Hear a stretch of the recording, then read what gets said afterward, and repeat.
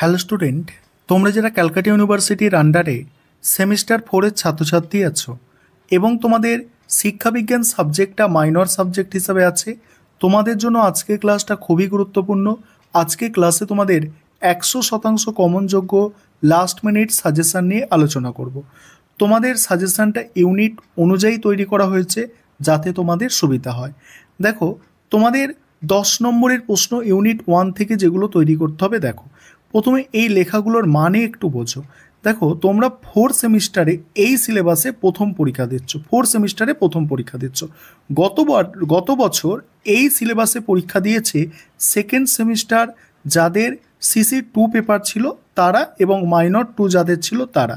অর্থাৎ এই MN2 মানে হচ্ছে সেকেন্ড সেমিস্টারে মাইনর 2 এবং CC2 মানে সেকেন্ড সেমিস্টারে MDC2 এর স্টুডেন্টরা পরীক্ষা দিয়েছে। এবং যে প্রশ্নগুলো মানে ওদের পড়েছে সেগুলো কিন্তু তোমাদের জন্য মোস্ট ইম্পর্টেন্ট, ঠিক আছে। যেমন এই প্রশ্নটা দেখতে পাচ্ছ, এটা CC2তেও পড়েছে, মাইনর 2তেও পড়েছে, ঠিক আছে। দেখে নাও সম্পূর্ণ সাজেশানটা। প্রথম প্রশ্ন আছে, প্রথম প্রশ্ন মোস্ট ইম্পর্টেন্ট সব থেকে, শিক্ষা মনোবিজ্ঞান কি আর এদের মধ্যে সম্পর্ক, অর্থাৎ শিক্ষা ও মনোবিজ্ঞানের মধ্যে সম্পর্ক, ঠিক আছে। পরের প্রশ্ন আছে, শিক্ষা মনোবিদ্যা কি, এর প্রয়োজনীয়তা ও শিক্ষাক্ষেত্রে ভূমিকা লেখো। পরের প্রশ্ন, শিক্ষা মনোবিদ্যার প্রকৃতি ও পরিধি আলোচনা করো। নেক্সট আছে, শিখনের সংজ্ঞা ও বৈশিষ্ট্য লেখো। পরের প্রশ্ন, বিস্মৃতি কাকে বলে, এর কারণ ও নিরসনের উপায় লেখো। এবার আছে 5 নম্বরের প্রশ্ন ইউনিট 1 থেকে, শিক্ষা মনোবিজ্ঞান কি বিজ্ঞান পদবাচ্য। নেক্সট আছে, শিক্ষকের শিক্ষা মনোবিজ্ঞানের জ্ঞান থাকা প্রয়োজন কেন। পরের প্রশ্ন, মনোবিজ্ঞানকে আচরণের বিজ্ঞান বলা হয় কেন। পরের প্রশ্ন আছে, শিক্ষা ও মনোবিজ্ঞানের সম্পর্ক।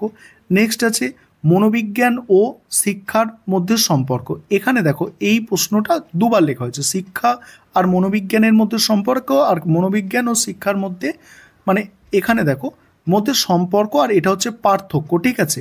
মানে সম্পর্ক মানে মিল এবং পার্থক্য মানে অমিলগুলো কিন্তু তোমাদের লিখতে হবে। পরের প্রশ্ন, শিখন কাকে বলে, শিখনের বৈশিষ্ট্য। তাহলে ইউনিট 1 থেকে দেখো এই হচ্ছে ইউনিট 1-এর প্রশ্ন। এবার ইউনিট 2 দেখো, ইউনিট 2-এ 10 নম্বরের প্রশ্ন দেখো। আর এখানে একটা বিষয় তোমাদের বলে নিই যে তোমাদের জন্য কিন্তু স্টাডি মেটেরিয়াল তৈরি করা হয়েছে। তোমরা যদি কেউ স্টাডি মেটেরিয়াল পারচেস করতে ইচ্ছুক থাকো তাহলে নিচে যে নম্বর দেখতে পাচ্ছ এই নম্বরে যোগাযোগ করে স্টাডি মেটেরিয়াল পারচেস করতে পারো। স্টাডি মেটেরিয়ালে তোমরা এই সমস্ত যে সাজেশান দেখছো তার অ্যান্সার পাবে। এছাড়া তোমরা কিন্তু সেখানে তোমাদের SAQ প্রশ্ন উত্তরও পেয়ে যাবে। তারপরে এখানে দেখো, বান্দুরার সামাজিক শিখন তত্ত্বটি আলোচনা করো। নেক্সট আছে এরিকসনের সামাজিক বিকাশ সম্পর্কে আলোচনা করো। কোহলবার্গের নৈতিক বিকাশের তত্ত্বটি আলোচনা করো। পিয়াজের জ্ঞানমূলক বিকাশের তত্ত্বটির সংক্ষেপে বর্ণনা করো। নেক্সট, সামাজিক বিকাশ বলতে কি বোঝো। আর দেখো, ভাইগটস্কির সামাজিক বিকাশের তত্ত্বটি সংক্ষেপে লেখো। 5 নম্বরের প্রশ্ন দেখো, বান্দুরার শিখন তত্ত্ব বা জ্ঞানমূলক তত্ত্ব ব্যাখ্যা করো। কোহলবার্গ ও পিয়াজের নৈতিক বিকাশের পার্থক্য। নেক্সট, কোহলবার্গ এর নৈতিক বিকাশের মানে স্তরটি ব্যাখ্যা করো। তারপর দেখো, ভাইগটস্কির সামাজিক বিকাশমূলক তত্ত্ব লেখো। এবার 3 নম্বর ইউনিট দেখো, 3 নম্বর ইউনিট আছে বুদ্ধির সংজ্ঞা। বুদ্ধি পরিমাপের একটি আদর্শায়িত অভিজ্ঞা বর্ণনা করো।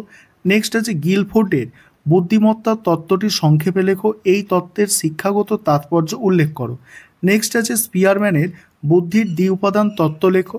নেক্সট দেখো, পাক্ষবিক বুদ্ধির ধারণাটি লেখো। নেক্সট হচ্ছে বুদ্ধির অভিক্ষার শ্রেণীবিভাগ করো, ঠিক আছে। এটা 3 নম্বর ইউনিটের হচ্ছে।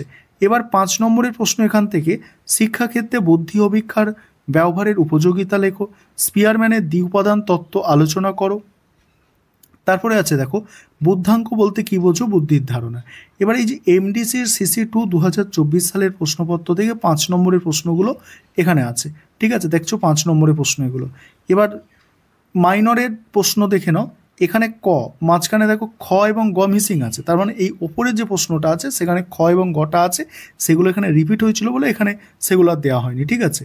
আর তোমরা যারা ইংলিশ ভার্সনের স্টুডেন্ট আছো তোমরাও সাজেশনটা দেখে নাও, আমাদের ইংলিশ ভার্সনেও স্টাডি মেটেরিয়াল রেডি আছে। তোমরা যারা স্টাডি মেটেরিয়াল পারচেস করতে চাইছো স্ক্রিনে দেওয়া নম্বরে যোগাযোগ করে স্টাডি মেটেরিয়াল পারচেস করে নিতে পারো। দেখো, এই হচ্ছে তোমাদের সম্পূর্ণ সাজেশন।